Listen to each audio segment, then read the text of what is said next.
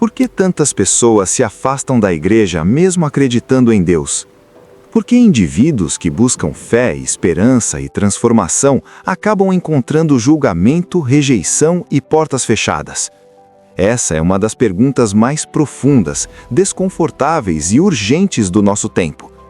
Milhões de pessoas ao redor do mundo carregam feridas espirituais não causadas pela ausência de fé, mas pela forma como foram tratadas dentro de ambientes religiosos que deveriam representar amor, acolhimento e redenção. Existe um paradoxo silencioso que precisa ser exposto. Enquanto a mensagem central do Evangelho é sobre graça, perdão e restauração, muitas comunidades religiosas se tornaram ambientes onde a aparência de santidade é mais valorizada do que o processo de transformação. O resultado disso é devastador. Pessoas feridas são vistas como problemáticas. Pessoas em processo são vistas como inadequadas. Pessoas diferentes são vistas como perigosas. E assim, silenciosamente, o ambiente que deveria ser hospital espiritual se transforma em tribunal. Mas isso levanta uma pergunta inevitável e profundamente desconfortável. Se o coração da fé cristã é o amor, por que o julgamento se tornou tão comum? Se a missão espiritual é resgatar, por que tantos se sentem expulsos? E talvez a pergunta mais impactante de todas seja esta: por que muitos dentro da igreja fazem exatamente o oposto do que Jesus fez? Este vídeo é um mergulho profundo nessa realidade. Não é um ataque à fé, nem uma crítica vazia à espiritualidade. Pelo contrário, é um chamado à reflexão, ao retorno à essência e ao reencontro com o verdadeiro significado da mensagem que transformou a história da humanidade. Vamos entender as raízes do julgamento religioso, os mecanismos psicológicos e espirituais por trás desse comportamento e, principalmente, o contraste poderoso entre a postura humana e o exemplo radicalmente diferente demonstrado por Jesus ao lidar com pecadores, excluídos e rejeitados. Prepare-se para uma reflexão intensa, honesta e necessária, porque talvez a maior crise da igreja hoje não esteja fora dela, talvez esteja dentro. Capítulo 1. O paradoxo do julgamento religioso. Existe uma contradição que atravessa séculos e permanece viva até hoje. A religião que nasceu para oferecer reconciliação muitas vezes se torna instrumento de separação. O movimento que deveria aproximar pessoas de Deus frequentemente cria barreiras invisíveis que afastam aqueles que mais precisam de esperança. O julgamento religioso não surge do nada. Ele nasce de um medo profundo, muitas vezes inconsciente, de contaminação moral. Existe a ideia de conviver com quem está em erro pode comprometer quem está certo. Essa mentalidade cria um isolamento espiritual disfarçado de zelo. Mas há algo profundamente revelador nisso. Quando a pureza é tratada como algo frágil que pode ser destruída pela proximidade com o imperfeito, ela deixa de ser força e passa a ser fragilidade. Torna-se uma bolha que precisa ser protegida e não uma luz que ilumina a escuridão. Isso gera uma cultura onde manter a imagem é mais importante do que restaurar pessoas, onde parecer correto vale mais do que amar profundamente, onde evitar pecadores parece mais seguro do que resgatá-los. Essa lógica transforma a fé em um sistema de preservação de reputação coletiva. A comunidade se protege, a imagem se mantém, mas as pessoas reais continuam feridas.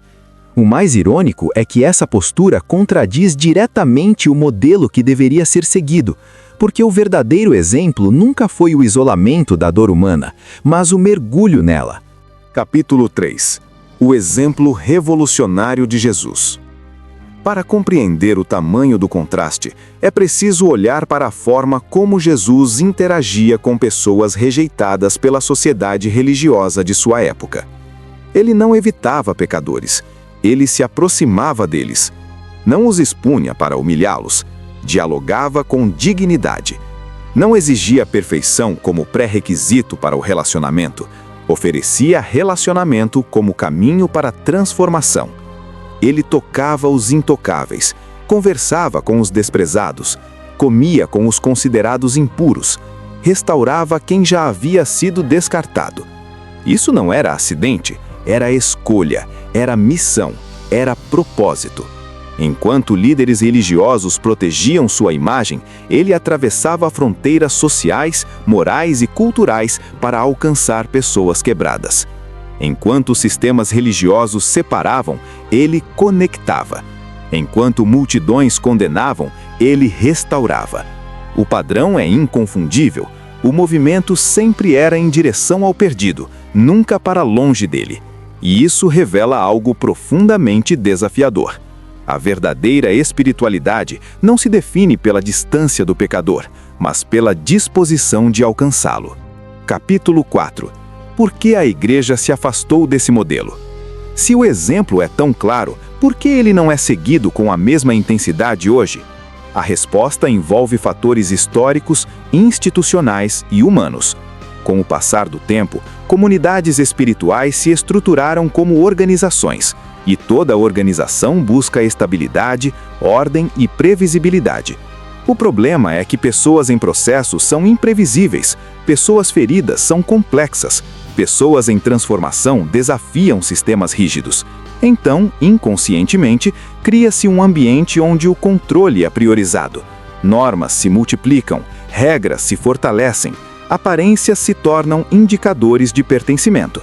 Sem perceber, a missão de resgatar é substituída pela necessidade de manter ordem. A compaixão é substituída pela conformidade. O relacionamento é substituído pela avaliação. E assim surge uma igreja que protege sua estrutura, mas perde sua essência. Capítulo 5. As consequências silenciosas do julgamento. O impacto do julgamento religioso é profundo e muitas vezes invisível. Pessoas não apenas se afastam de comunidades espirituais, elas se afastam de Deus. Não porque perderam a fé, mas porque associaram a experiência religiosa com rejeição emocional. Feridas espirituais são algumas das mais difíceis de curar porque atingem o nível mais profundo da identidade humana. Quando alguém busca amor e encontra condenação, a dor não é apenas social, é existencial. Muitos passam anos acreditando que não são dignos, outros desistem completamente da jornada espiritual. Alguns continuam acreditando, mas de longe, em silêncio, carregando culpa e vergonha. E talvez a pergunta mais dolorosa seja esta: quantas pessoas poderiam ter sido restauradas se tivessem sido acolhidas em vez de julgadas? Capítulo 6. O peso da religiosidade como identidade social. Com o passar do tempo, a religião deixou de ser apenas uma experiência espiritual e passou também a funcionar como identidade social. Para muitas pessoas, pertencer a uma igreja não é apenas crer em Deus, mas pertencer a um grupo, a uma cultura, a um sistema de valores que define quem elas são. Isso não é necessariamente negativo. O senso de pertencimento pode fortalecer vínculos, gerar apoio emocional e criar comunidades solidárias. O problema surge quando a identidade religiosa passa a depender da comparação com quem está fora. Quando a fé se transforma em identidade social rígida, o indivíduo começa a proteger não apenas suas crenças, mas sua posição dentro do grupo. Nesse momento, aceitar, acolher ou compreender quem vive diferente pode parecer uma ameaça. Surge então um mecanismo psicológico silencioso. Para fortalecer quem está dentro, é preciso enfraquecer quem está fora, não conscientemente, mas emocionalmente. Esse processo cria uma linha invisível entre nós e eles, e quando essa divisão se estabelece, o julgamento se torna inevitável. Não porque a pessoa quer ferir alguém, mas porque sente que precisa defender sua própria identidade. Então a fé deixa de ser ponte e passa a ser muro, deixa de ser caminho e passa a ser fronteira. Nesse ambiente, o comportamento do outro não é apenas diferente, ele se torna errado, perigoso ou ameaçador. E quanto maior a insegurança interna do grupo, mais forte se torna a necessidade de apontar erros externos. O julgamento, então, não é apenas moral, ele se torna um mecanismo de proteção psicológica coletiva. E é exatamente aqui que começa a surgir um contraste profundo entre religiosidade institucional e o modelo de compaixão radical que vemos nos ensinamentos de Jesus. Capítulo 7. O medo disfarçado de zelo espiritual. Existe um sentimento que raramente é reconhecido, mas que influencia profundamente o comportamento religioso: o medo.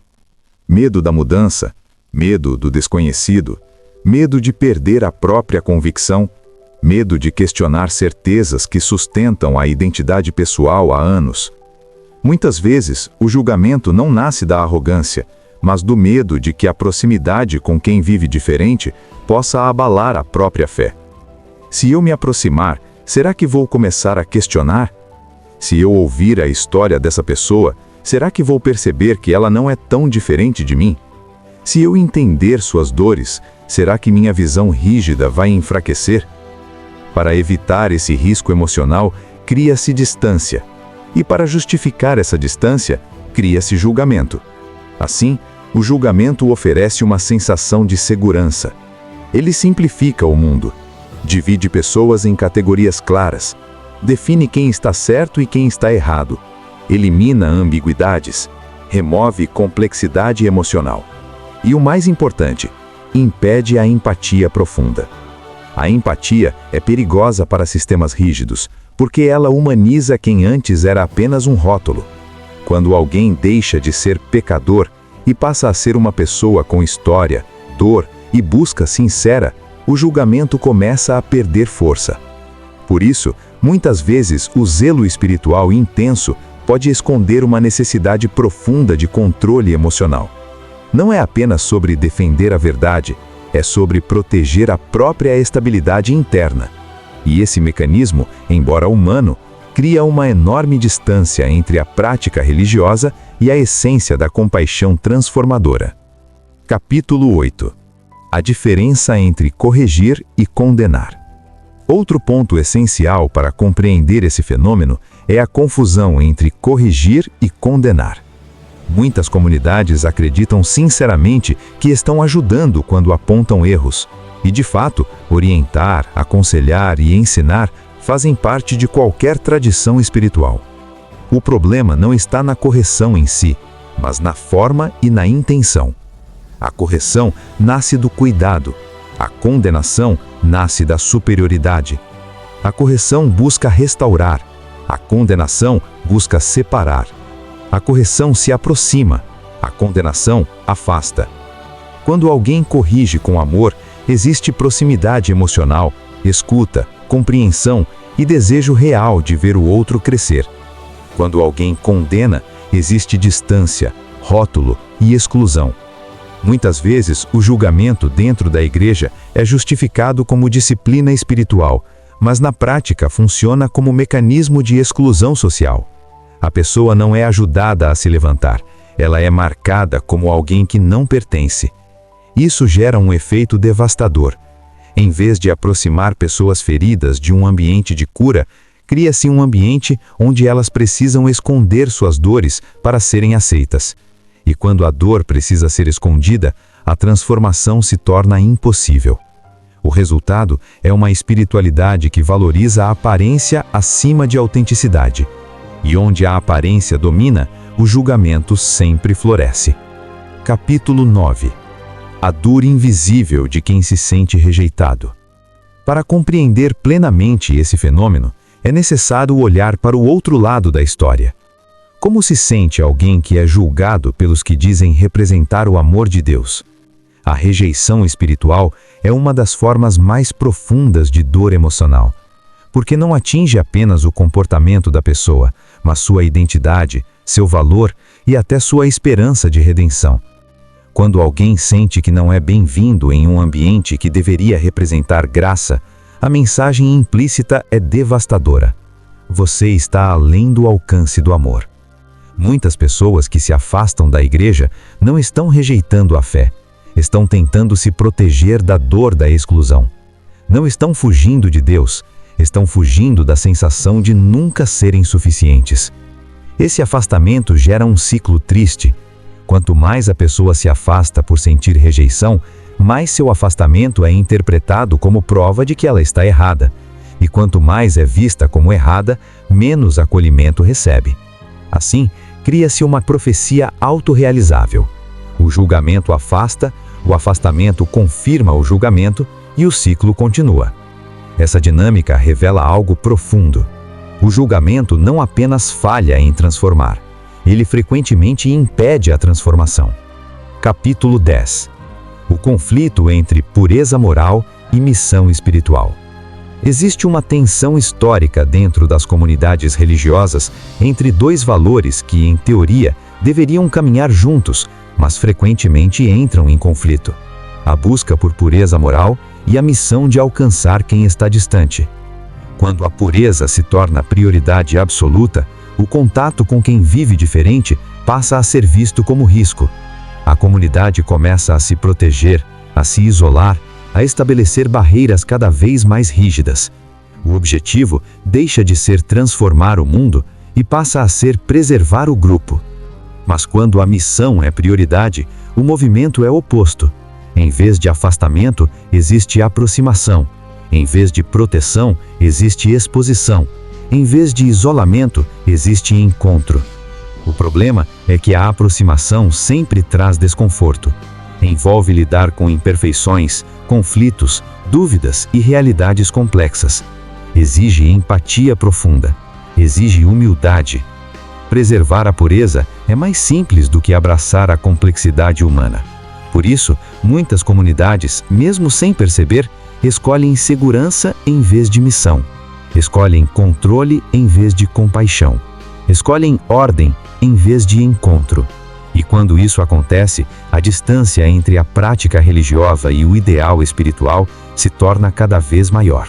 Depois de compreender as raízes do julgamento religioso, suas estruturas invisíveis, seus mecanismos psicológicos e seus impactos emocionais e espirituais, resta uma pergunta inevitável e profundamente pessoal: o que realmente define uma fé verdadeira? Não é a capacidade de identificar erros nos outros, não é a habilidade de apontar falhas morais, não é o rigor das regras, nem a perfeição da aparência espiritual. A verdadeira fé se revela na forma como tratamos pessoas imperfeitas, especialmente quando elas não pensam como nós, não vivem como nós e não acreditam como nós.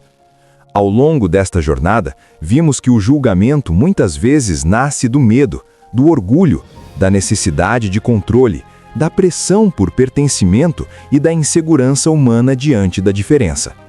Vimos que ele pode se disfarçar de zelo, de defesa da verdade e de compromisso espiritual, mas no fundo, frequentemente revela distância emocional, falta de compaixão e esquecimento da essência mais profunda da espiritualidade.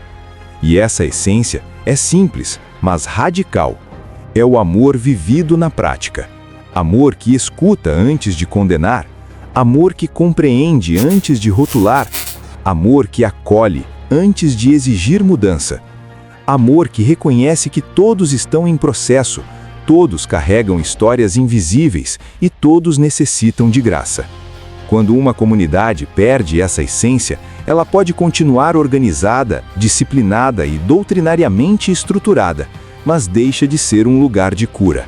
E quando a espiritualidade deixa de ser espaço de transformação e passa a ser ambiente de julgamento, ela deixa de cumprir sua missão mais humana e mais profunda.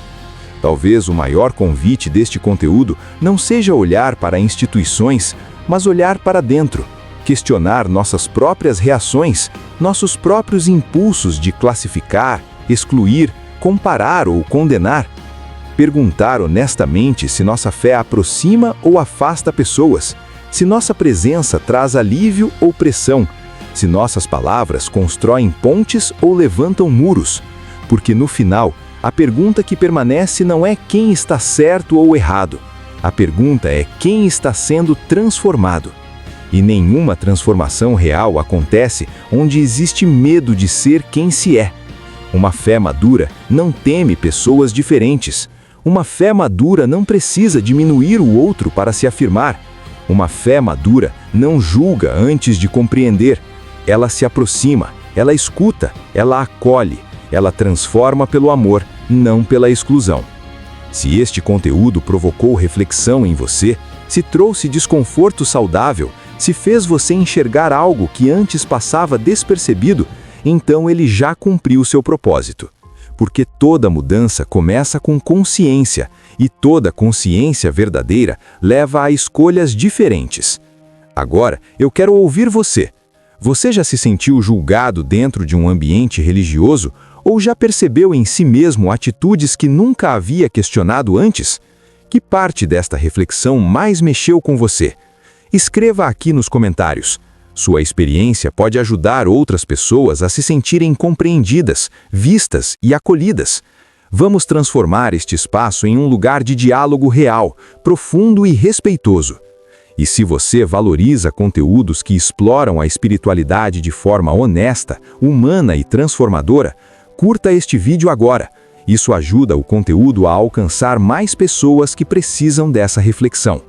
Inscreva-se no canal e ative as notificações, porque aqui você vai encontrar conversas profundas sobre fé, comportamento humano, crescimento espiritual, consciência emocional e temas que realmente fazem pensar. E não pare por aqui. Assista o próximo vídeo que está aparecendo na tela, porque ele continua exatamente esta jornada de reflexão e pode mudar completamente a forma como você entende espiritualidade, relacionamentos e transformação interior. Obrigado por estar aqui e lembre-se, a fé que transforma o mundo começa na forma como tratamos o próximo, sempre.